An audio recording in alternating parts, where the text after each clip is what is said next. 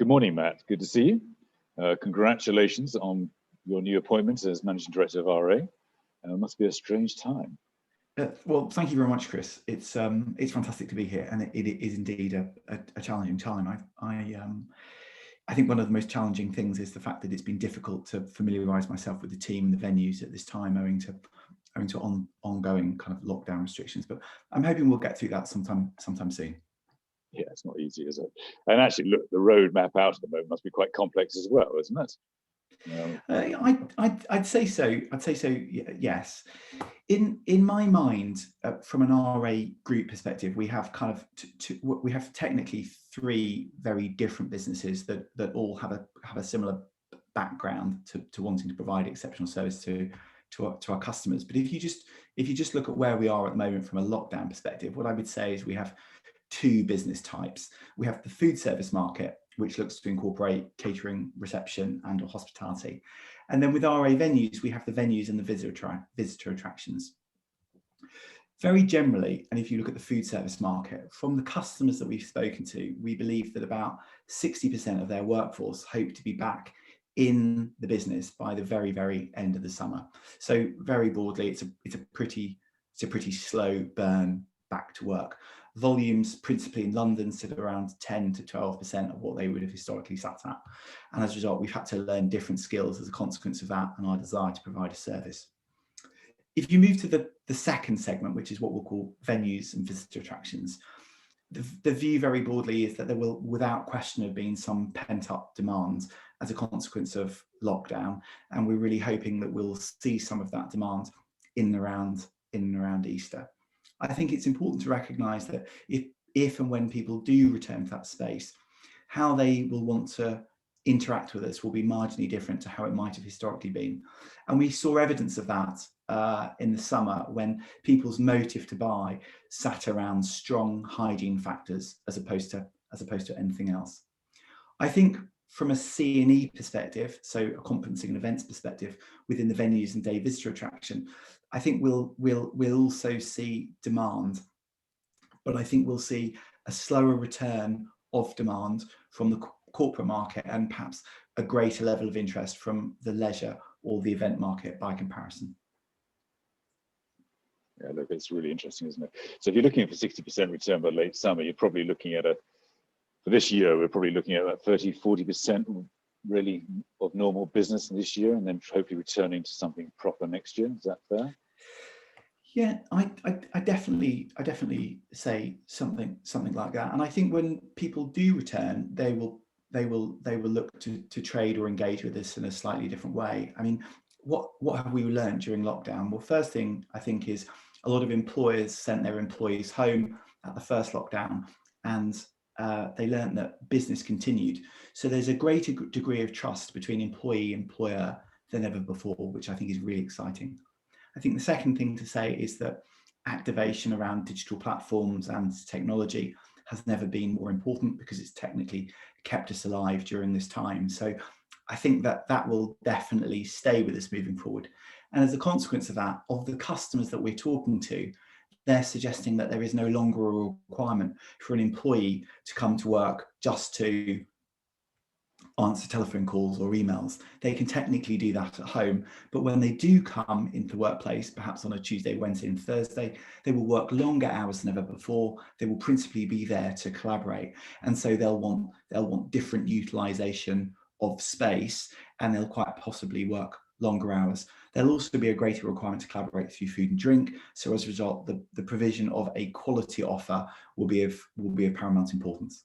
Yeah, I think that's really interesting, isn't it? And how are you finding clients at the moment? Are they feeling positive about the return? Because I assume also services will change a bit as well. Yeah, I think, I mean, the RA kind of portfolio of customers is just phenomenal. They've been incredibly kind with their time in terms of inducting me and familiarising myself with their intent. The views are very, very mixed. I think they're all recognising that when customers do return, the motive to buy will be different, and as a result, the scope of service may need to change. I think we're going to have to re-engage very differently with our teams with a view to creating new habits and behaviours in what is technically a relatively volatile market, certainly for the moment. And so I think most of them are asking for us to be really, really agile in our service provision. And I think they're also really looking for us to give very best management advice based on the aspirations that they have for a food service provision moving forward. So what are your aspirations for the business? Please tell me. Because you've got a great background. Because those who don't know you, obviously you've spent a whole range of years with WSH Group, been a managing director of BaxterStorey, been managing director obviously with Searcys, which is a great challenge, and now come to RA. So in terms of experience, you've got it all. What are your aspirations for what you're going to do with RA? Two or three things really, Chris. I think the first thing is what we need to do is we need to continue to develop a brilliant and highly engaged collaborative team. That's of paramount importance. And then what I think we need to do is we need to ensure that they aren't internally focused, but they're externally focused. So they really need to put the customer at the heart or the center of everything they do. That is kind of bucket one of opportunity. The second thing is, having come from WSH, which was largely predicated on a desire for growth, I think it's really important that the brand has a view or an aspiration to grow. Growth is incredibly important because it creates fantastic opportunities for our teams moving forward, but it also really heightens the sense of pride that they have either in their own self-worth or the brand with which they connect. I think the last kind of bucket of opportunity is to ensure that this business in this market is truly fit for purpose and it's relevant to today's market. Never ever has employee welfare, sustainability, flexibility, innovation, diversity and inclusion been so very, very important. So we've got to dial up those buckets of opportunity so as to create a differential. I get that completely. So if we fast forward 3 or 4 years, how would you like RA to be seen in the market? I'd like it to be seen as brilliant, as highly appropriate, and incredibly customer centric. But we've all gone through quite a year, haven't we? And obviously got another year to go through in terms of this pandemic. What have you learned from it? How has it changed you in the way you think about things?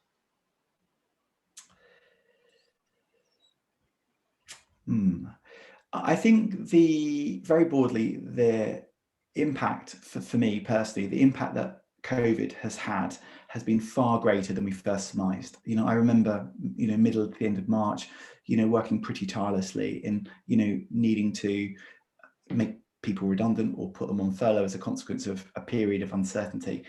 And perhaps the optimist in me thought that we would have returned to what I'll call normal far quicker, and that hasn't happened. Clearly, we're almost a year in, and we don't have a clear line of sight in terms of what good looks like as we come out of this.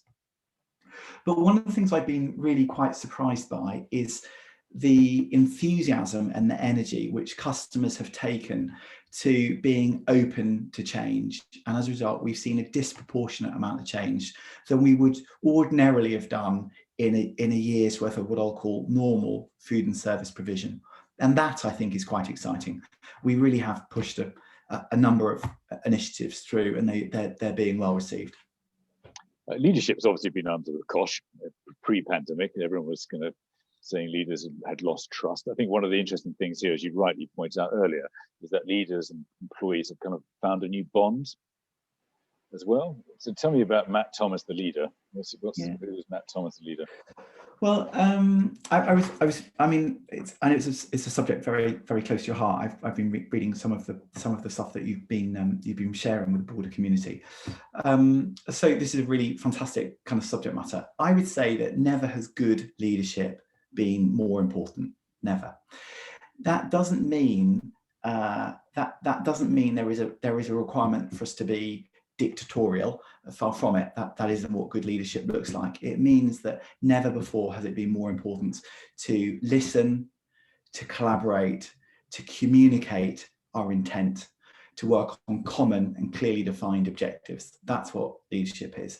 And a lot of the time people will say, well, has leadership changed as a consequence of the pandemic? No, good leadership is these traits, if you like, are what good leadership has always been about. I think if you follow that forward, then the question really is how would you define your leadership behaviors, or what traits would you like to see in strong leadership? I think that sits around 2 to 3 areas, really. The first thing is, I think it's really important that we collaborate. You know, in client environments, the best thing you can do is listen. Until you've learned, you know, your customer's motive to buy, you can't give best management advice. So once you've done that, what you need to do is you need to look to collaborate with everyone that your services touch, so to ensure that what you're working on is right. The second thing that I think is incredibly important is you should be open or encouraging of innovation. Or alternatively, you should have a vehicle within your kit bag that allows you to prompt or stimulate change. That's a really interesting point. We're going back to that conversation around growth, but I think we've also got to encourage growth, not just in the business, but in the learning and the development of both the teams that we employ and the organisations that we run. And I guess if there were a fourth, and I said there were just 2 or 3, so my apologies, but I've added one more. That really sits around what I'll call corporate and social responsibility. You know, remembering that, you know, we've got to leave a really healthy and positive footprint wherever it is we've gone as leaders. You know, we don't want to break people. We want to make people successful. We want to put them in areas where they feel trust is high and they have the ability to develop their skill set and do that in their own way, as opposed to the way that is pre-described as right for any organisation. That's all very fair. You know, you've had an incredibly successful career over the last X amount of 15, 20 years or so in the sector. How do you think the sector is going to come out differently post this? How will the narrative change, and how do our services change a bit? Well, I think the narrative is, I think the narrative very broadly at a macro level is unchanged. You know, what is our objective? Our objective is to provide fantastic hospitality to the people that we serve. And the interpretation of fantastic or appropriate hospitality will be a derivative of the environment that you're in. So by example, if you're going to your grandma's house, then brilliant hospitality will probably be a hug, a brilliant cup of tea and a fresh bake. By contrast, brilliant hospitality within a private dining room, within a hedge fund or a bank will be quite different. So I think the macro objective is to provide brilliant hospitality. And then our job is to interpret what that means for that particular customer. I think moving forward, it's really important that the industry does look to genuinely innovate. And I also think it's incredibly important that we actively celebrate technology. There are 2 or 3 things that RA or Compass Group have been working on over the last year or so, which I think are incredibly intelligent. If you remember, towards the middle of 2020, Compass bought an online platform for pre-ordering and access to what we call our cloud kitchens in a vehicle called Feeder. That felt like a really sensible transaction. We've recently invested in better management tools than ever before, so as to allow our operators to track sales by the hour, as well as give better recommendations as to how we can either improve customer penetration or average transaction value. That's incredibly helpful. And then I think brands like Rapport have done some brilliant stuff around technology in relation to what we'll call vGreet or vPods, which are technically freestanding kiosks that can provide very advanced reception and concierge services, so as to really add value to a guest's overall experience.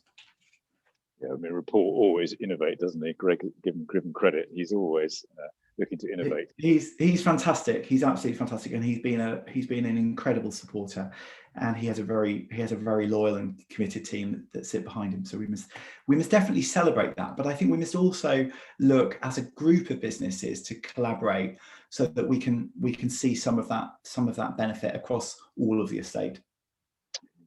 And what do you think? How are you going to change in this role? Do you think? How's it going to test you and challenge you in different ways? Because as I said before, you've obviously been an MD of BaxterStorey, been an MD with Searcys, with both obviously challenging themselves. This is a very different type of challenge, isn't it? Yeah, it is. Yeah, I think my first observation is it's a I mean, it sounds like a silly thing to say, but it's a very very big business. WSH was pretty big, but I mean, it's just much bigger. The second thing is it's a PLC, so I had this preconceived idea that it was going to be managed technically very different. That's not the case, but we have a really strong footholding and alliance with other Compass organisations internationally. So again, getting back to collaboration, that's been a really interesting thing to learn in terms of how we work better with other companies in the group. So I think that's different. Having been with WSH for a long time, you forget the stuff that you knew. At WSH, we used to talk about the fact that from a senior leadership perspective, you know, it used to take a year to 18 months for a newcomer to familiarize themselves with the uniqueness of the business. And I feel, you know, coming into Compass, there's a lot of new learning for the very first time. And of course, we're learning in a very artificial environment at the moment, because we aren't learning by walking counters and chatting about what good looks like from a food and service perspective, or even talking to customers in reviews, but we're learning that through platforms like Zoom and Microsoft Teams. So I wanted the challenge. I was really up for, in a positive way, the change. I think what I bought in joining is pretty much what I expected, which is incredibly exciting. And so for me, I really need to find a way to embrace the broader team whilst staying true to the relatively simplistic values I have around the provision of great hospitality. That sounds sensible. How do you think food's going to change? Do you think people are going to change their eating habits after all this? It's an interesting question, isn't it? Yeah, it is. Well, I think wellness and nutrition has become more important to people than ever before. I think people have gotten used to what I'll call home producing. And so when they choose to eat out, it'll be really important that the food that we produce is A, seen as appropriate, but B, represents a strong value. So that, I would say, is probably where we're at. And then clearly how people then purchase that, there's an argument to say that will be different, at least for a period of time. One of the things that RA did during the lockdown was they looked to celebrate, through a brand called CXRA, a number of service or experience related initiatives, and those initiatives have been really well received. So I definitely see that playing a future in what kind of good food looks like moving forward. I mean, I think the whole view about well-being is going to be interesting, because I think everyone's got fitter during this period of time, or most people got fitter, and actually how people will change their eating habits as we come out, and actually how chefs will change as well. It's going to be quite interesting, isn't it? Because actually the demands and the challenges will be different. Yeah, absolutely. But you know, this sector is incredibly tough. You know, we've typically been brilliant at innovating, and at times perhaps almost over innovating. So this is just the next stage to that journey, really. Oh, thanks. Now, in terms of talking about you again, for those who don't know you, who's been your greatest mentor and inspired you over the years? Wow. Well, I feel really fortunate in having had a great deal of mentors for very different reasons. Alistair has, without question, been terrific in lots and lots of ways. He was very inclusive. He was very participative, and he allowed us to give things a go. One of the brilliant things, certainly when I was with BaxterStorey, was the fact that they encouraged you to treat the business like it was your own, and so the real sense of purpose and entrepreneurialism was really high. So I would say opportunities like that through people like that has been incredibly helpful.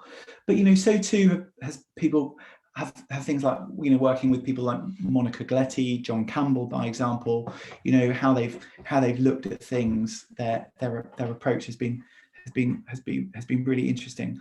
I guess I'm really, really excited about what, and I know it doesn't technically answer the question, but what lies ahead for me at Compass, because I think what Compass really believe in is they really, really believe in collaboration. They believe in participation. They're actively encouraging their teams to be themselves, as opposed to perhaps a copy of another individual. They really want your opinion and to speak out. And I think that drive is coming from Robin Mills's very, very clear and very, very spirited leadership. So I look forward to that too.